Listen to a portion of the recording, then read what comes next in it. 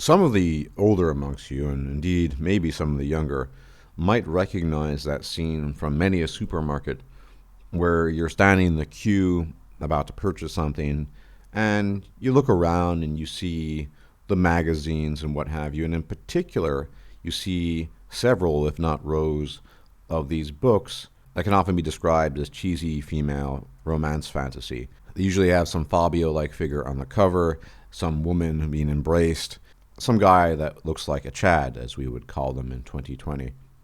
And for a very long time, these types of books were silent bestsellers, which is to say, there was not a lot of public knowledge about the fact that these were probably some of the best-selling books out there, especially to women, considering that these books were written by women most of the time for women, really for decades throughout the 20th century.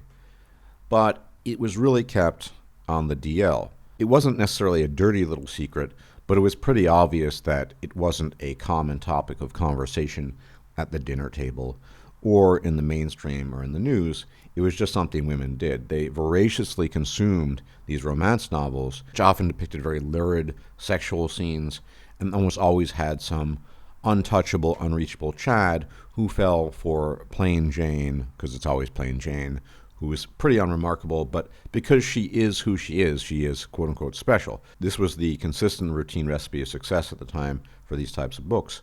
But today I want to go well beyond that and describe what I would call the rise of the feminine fantasy insertion. And what do I mean by that? Well, I mean all the things I've talked about with regards to these cheesy romance novels, but the fact that gynocentric tendencies, that is, things that placate and favor women's preferences, have grown enormously since the days of some book row in a supermarket or a bookstore in 1985. Now, specifically, what kickstarts this is Twilight. Now, why do I mention Twilight? That is the cheesy romantic vampire series written by Stephanie Meyer for a female audience.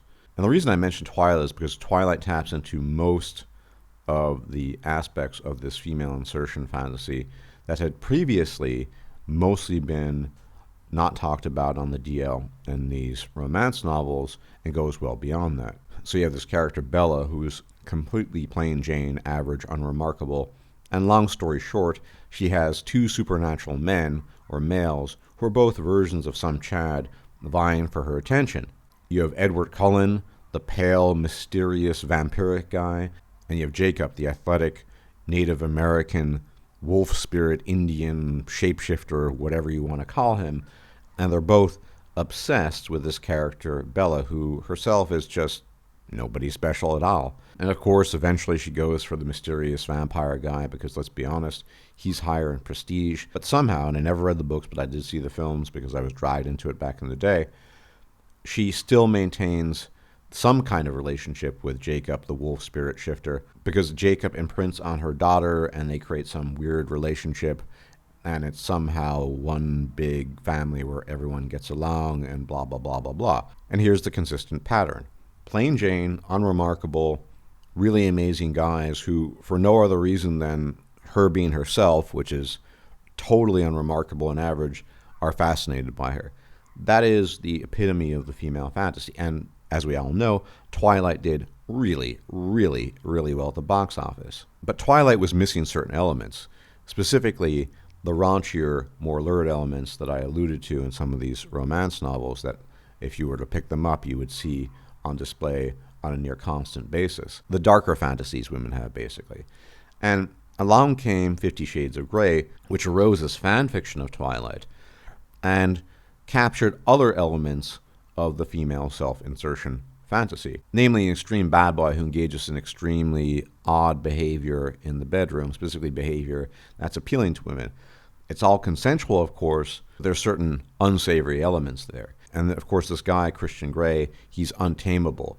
And of course, again, the protagonist is plain Jane, unremarkable, and for whatever reason, this CEO, this bad boy, takes note of her just because she's there and she is what she is. The difference, however, and one element that is missing in Twilight, is the fact that in this specific case, she's trying to tame this unconquerable, untamable guy, this super Chad who takes an interest in her for no other reason other than she being herself. And here's the thing about 50 Shades of Grey. Based on the things you can look into, it appears to have been the biggest, best-selling piece of fiction in the history of humanity, certainly in recent times. And if you want to compare the two on a point-by-point basis, just in terms of raw numbers and sales, it seems to me that the aspects of female insertion fantasy that I've discussed resonate even more when it comes to the stuff in 50 Shades of Grey, the more lurid stuff, the more dangerous stuff, rather than the safer stuff presented in Twilight, of course. Of course, Twilight is more a princess finds the prince happily ever after scenario, where the princess is not really a princess, but plain Jane. But it's obvious based on the sales and the numbers that 50 Shades of Grey taps into the female psyche much more than Twilight ever could. Of course, Twilight was also PG-13, effectively written by a religious woman, etc., etc. But these two films, in many ways, kickstarted something that used to not be privy to the public, because, of course, women would read these types of novels voraciously and constantly, and they were huge bestsellers in their own right, but men were not aware of these things. So this kickstarted all of it.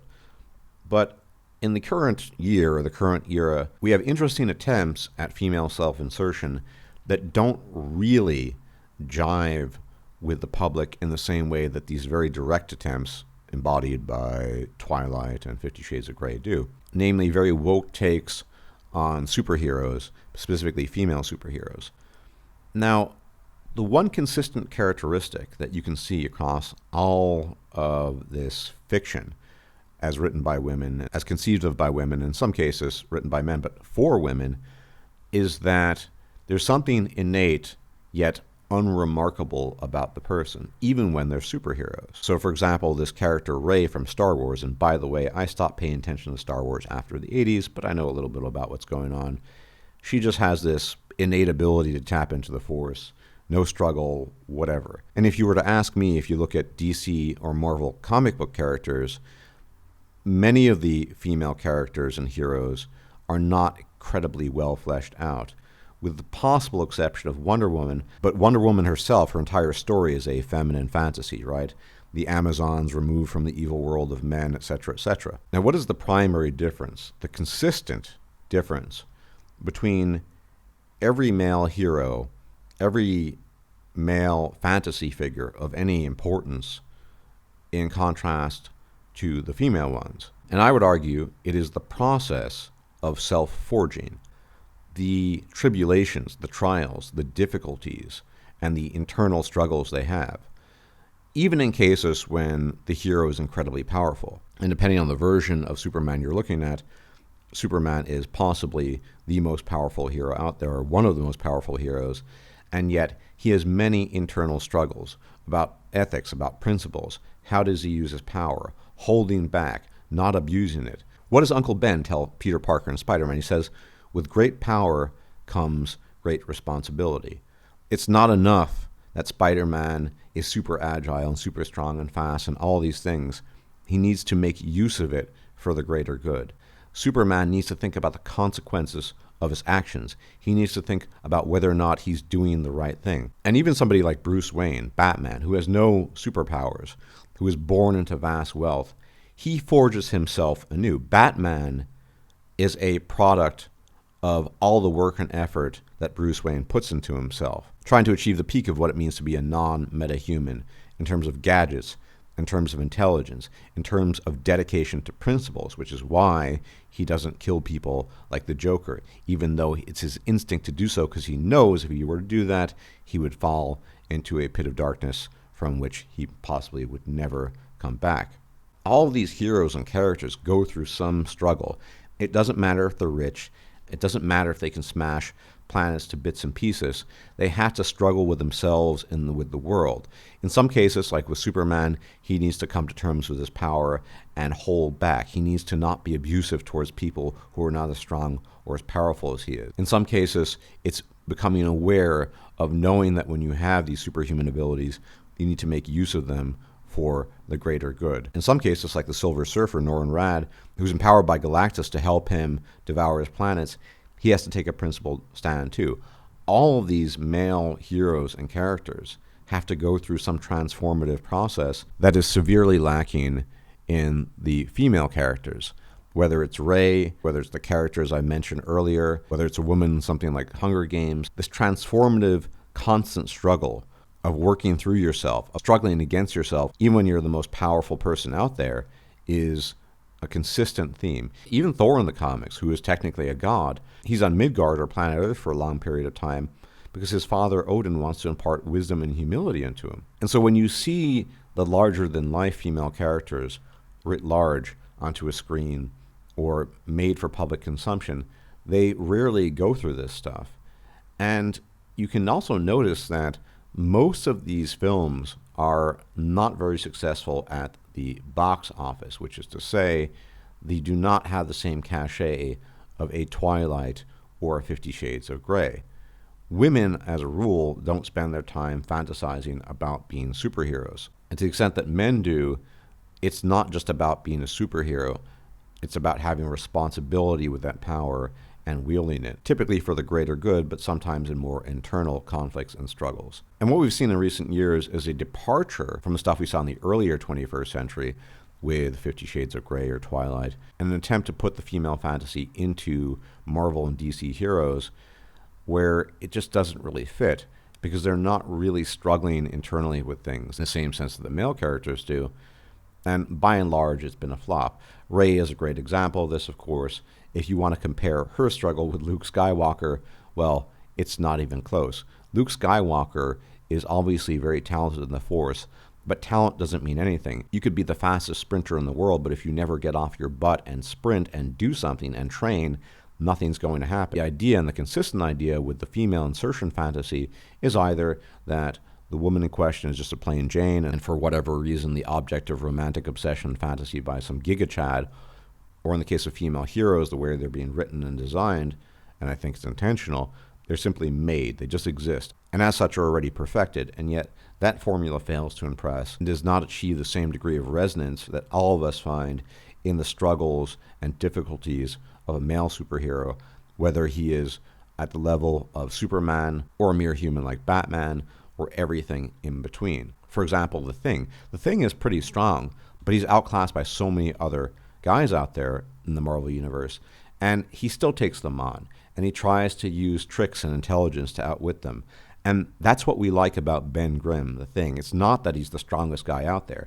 I think at his best he could press maybe 85, 90 tons compared to the potential unlimited strength of the Hulk, compared to the Juggernaut, compared to so many other characters that are stronger. It's just that he has that attitude. He doesn't give up. We admire that. None of these flavors that characterize our favorite male heroes are found in the female heroes. Why do we appreciate Luke Skywalker? Because he struggles, he suffers, he loses things in his effort to master the Force, become something greater. We don't see any of that in these modern female incarnations of Jedi Knights, at least as it's presented to us in terms of comic book heroes these days. Anyway, I wanted to address this issue because it's been bubbling up now for years. And in any event, as always, if I'm still alive, I will check you out later. And as always, may the gods watch over you. Bye-bye. If you liked this video, please like, share, and subscribe. And if you enjoy my content, please consider making a donation or becoming a patron. Thanks for watching.